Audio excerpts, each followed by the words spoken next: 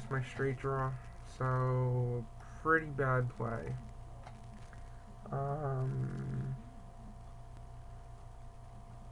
Alright, on to the next bad session. Let's see. Let's look at this. Alright, Queen 6. Not a hand I should be willing to go broke with. But in this case, for some reason, I decided my opponent couldn't continue without an ace in his hand. And decided to go berserk.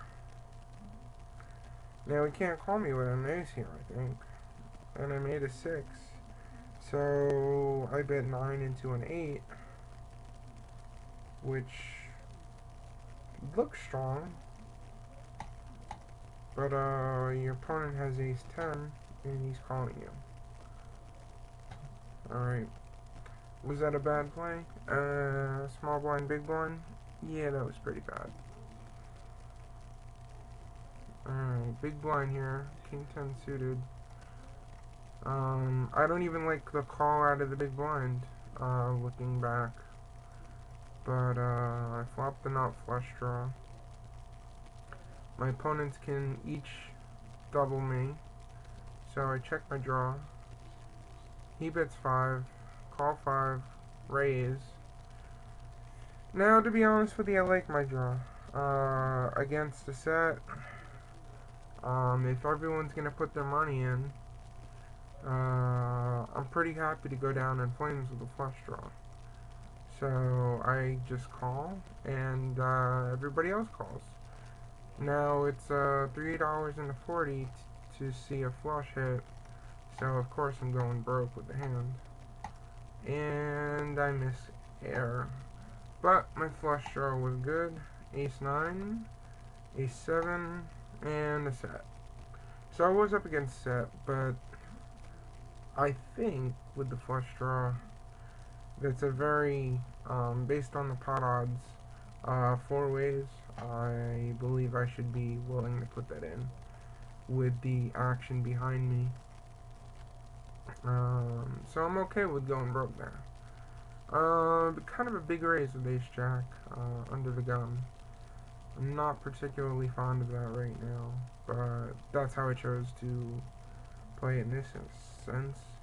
I get action from the small blind. I don't like that. That shouldn't be. It's a strong sign of strength. And the end of the gun guy with the huge stack calls. $70. Nut flush draw again. Check, check, check. I think I can take this down in position. Maybe I should bet 6 here.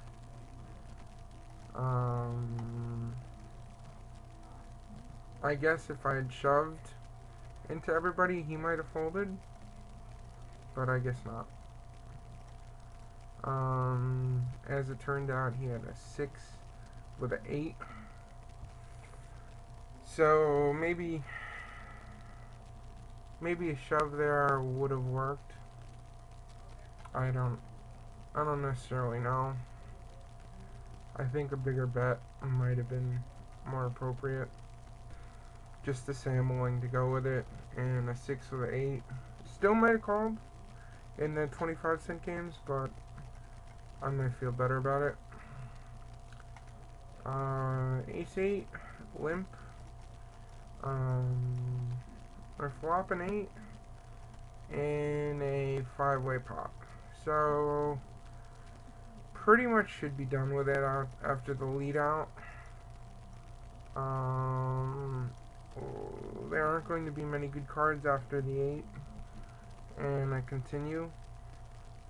The $4 has committed me to call, and I'm up against another 8, which improved on the turn. I think if I raised that pot pre-flop, he would have never seen a flop. So I think the raise pre-flop was definitely what I needed to do here. Next hand, I open the pot on the button. I flop air. I c-bet. I get called. I'm done. I lead the river. And I'm called. I'm called by a 4. Real great feeling. Okay, pocket 8s. I don't open the pot. And I raise on a very horrible board in a limp pot. What am I doing? Why am I bloating the pot when I can't beat a 4? You gotta ask that. Alright. Next horrible session.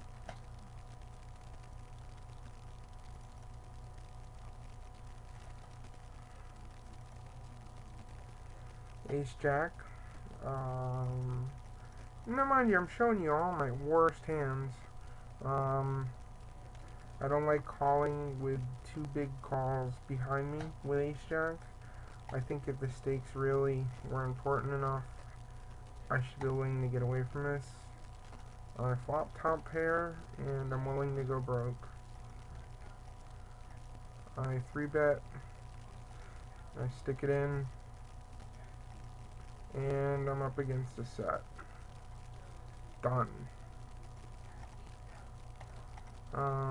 Ace-10. Really pathetic raise with Ace-10. But I get re-raised. Min re-raise. 75 cent more. Of course I call. I have a gunshot. 2 into 4. I call. 9. Still looking for a queen here. Check. Jack. Really silly raise. I'm given 4-1 on a call. I think it's horrible play. I think if I hit the queen, of course I'm getting paid now. But absolutely horrible play. He gave me a chance on the turn.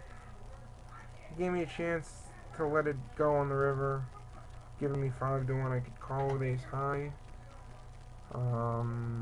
Really good value bet by him, which makes me bluff at the pot, giving him tremendous odds to call, giving him 4-1 on a call with the queens. So, not that I could